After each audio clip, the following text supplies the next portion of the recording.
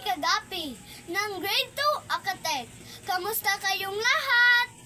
Ngayon ay ipapakita ko sa inyo ang mga kagamitan noon na ang iba ay ginagamit hanggang sa ngayon. Dahil ito ay naging pamana ng ating lolo at lola. Yon ang bahay ng aking lola. Puntahan natin ang kanyang banga.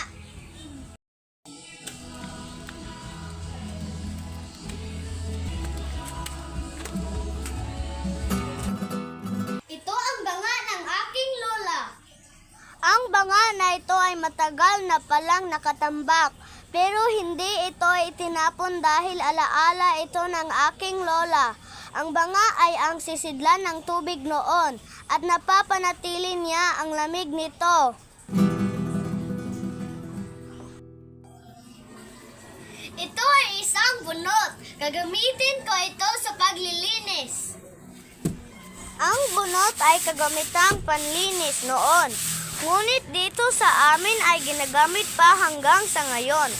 Pinapakintab nito ang aming sahig.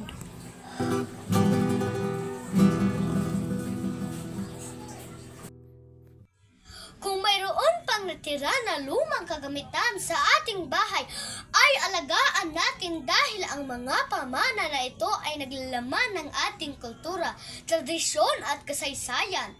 Ito rin ay tumutukoy sa ating pagkakakilanlan bilang mga Pilipino.